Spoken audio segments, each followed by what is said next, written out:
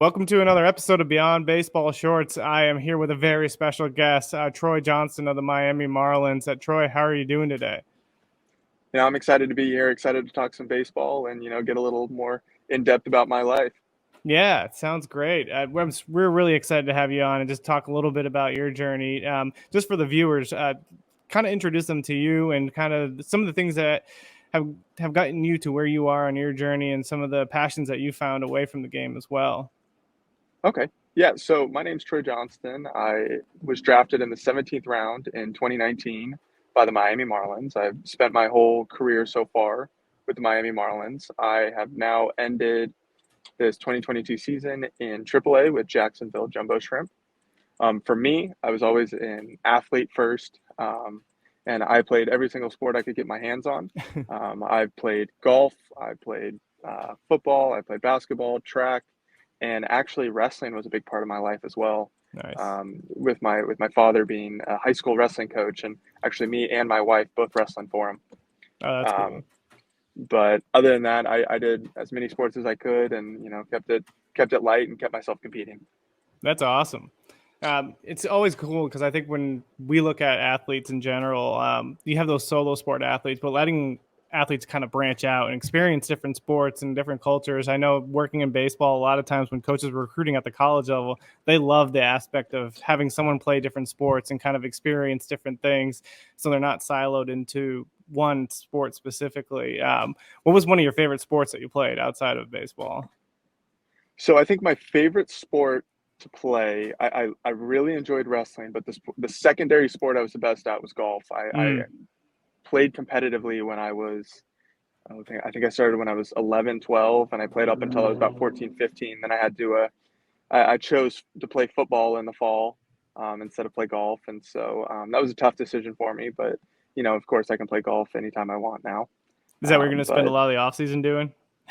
I sure hope so. Up here in the state of Washington, it's beautiful right now. But here in a couple of weeks, it'll start raining and it won't stop until May or June.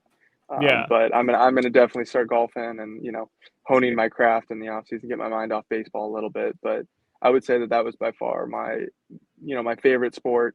You had wrestling, and then you had golf is definitely the one I was better at. Awesome. Yeah, I love that.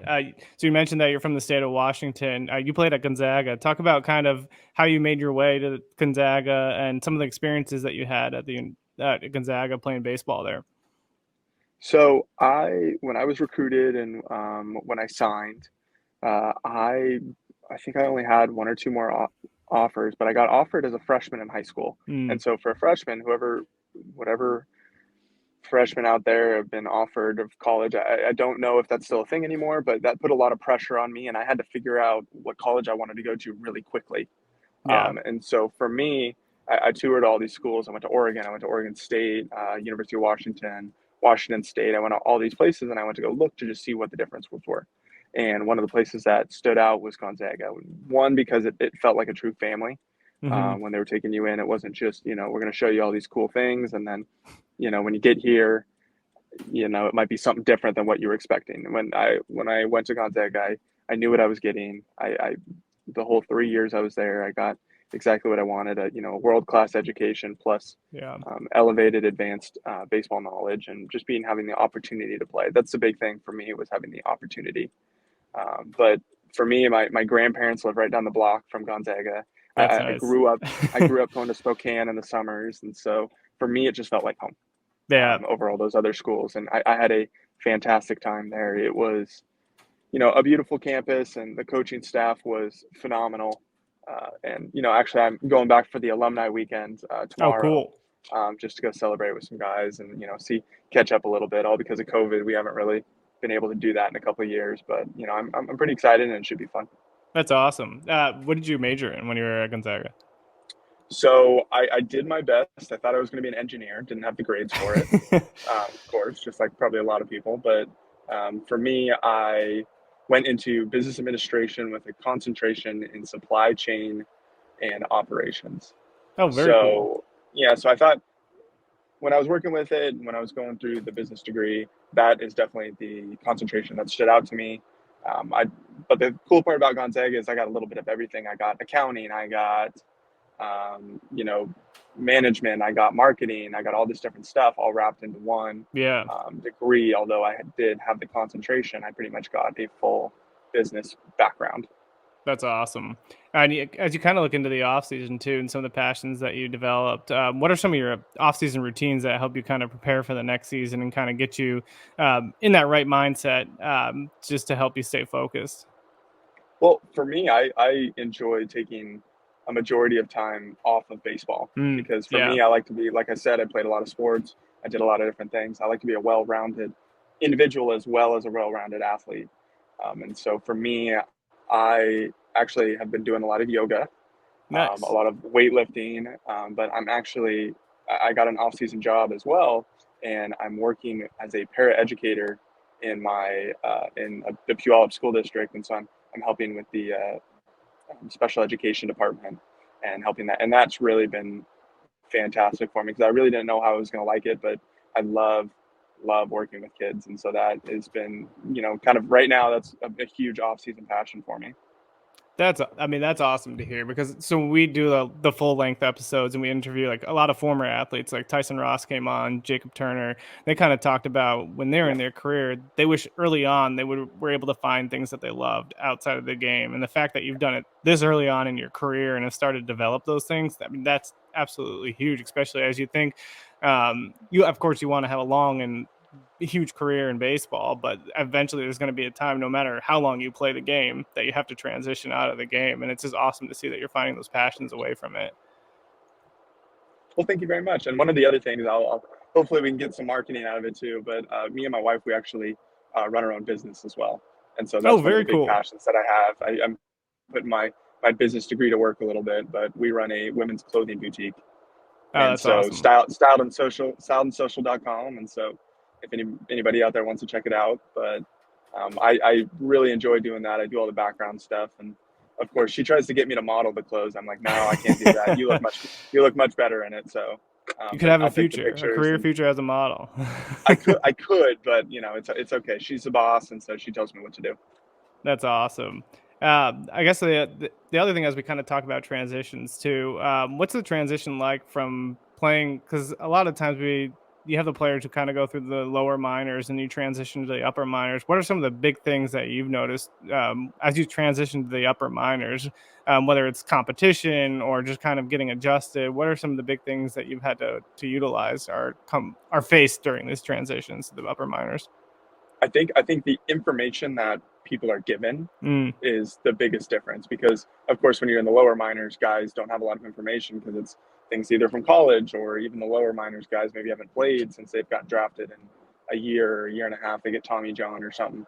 Like the amount of data and the amount of information that is out there that you can utilize as a hitter, as a pitcher, like going against those and kind of going into battle with that. I think that is the biggest jump because not only do you have a lot of information on the pitcher yeah. to create a plan, but the pitcher has a lot more information, I feel like, about you on how to attack you and get you out. Because of course, it's a lot easier for the pitcher to get you out than it is to, of course, hit home runs or doubles or singles or hits it all in that case. But Yeah, that's awesome. It's kind of cool to hear just the different transitions because I think as you start to advance those levels, you start to get more of that data, like you said. So you won the MVP for Double A this year. What was one of your biggest highlights throughout the season? so I had a week against Biloxi where I think I had 15 or 16 hits in a 6 game span. And so and it was fantastic because I had a go ahead home run, I think I had another, maybe two go ahead runs, something like that. And I think I had a walk off hit in there too. And so that weekend I felt like I was on top of the world. And so, but of course, baseball is very humbling, just like everybody knows. Yeah, And so, of course, I had my rough patches here or there, but I would say that kind of solidified, maybe in the organization's eyes of awarding me the MVP. But honestly, I just felt like I was a nice team guy and helped the team out any way that I could. So maybe that's also one of the reasons why. Yeah, that's awesome. I mean, it's awesome to hear the team atmosphere that you've developed as well. I guess kind of diving into the last couple of questions here, as we look on kind of behind the scenes into your off season, what's your go-to restaurant this off season that when you get home, you got to go and get that Oh, food every time? so we have just a family Mexican restaurant, and it's just like every other Mexican restaurant. But me and my wife, when we were dating in high school, we'd always go to this Mexican restaurant, and it's just a little place. If you're not looking for it, you'd never find it. And so it's just this little Mexican restaurant, and we always have to get it. I love it. We always have we're big foodies, and so every Yeah, time we go, we always got to get either exactly what we like or we try something new. But that's one of the Mexican restaurants in our hometown that we hold near and dear to our hearts. that's awesome. I'm from Arizona originally, so you have all those little hole in the wall Mexican Yes, restaurants that are just yes, absolutely amazing. yes, I guess the last question, kind of to wrap things up, just because as we've said, we focus on the human side of the game and the human element. As you've done a great job, kind of finding those passions that you have outside of the game. What would be like one piece of advice that you'd have for athletes just making that transition to pro ball, are still trying to find out the things they love outside of the game? If you had like one piece of advice you could give them, what would that be? Well, if you're trying to find something outside of the game that you're in love with, I'd say try everything. Don't Yeah, don't shut people down if they try to come out to you and sit they want to offer you something. Of course, know your boundaries, know who you're talking to, and of course, you got to protect yourself more than anything. But at least hear them out, listen to everything. You never know who might give you the opportunity of a lifetime that changes the whole course of your life. And so, it could be one person, could be another, could be a group of people. But listen to everybody, take everybody's advice, because of course, at least in some aspect, everybody wants to help you, and of course, if they get something out of it, great. But of course, they want to better you, and so just listen to everything and try everything if you can, because if you don't try anything, then you're never going to know.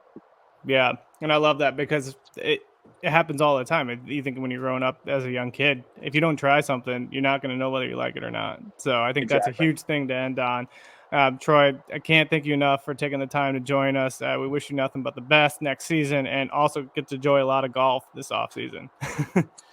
Thank you so much, Jared. I really enjoyed it.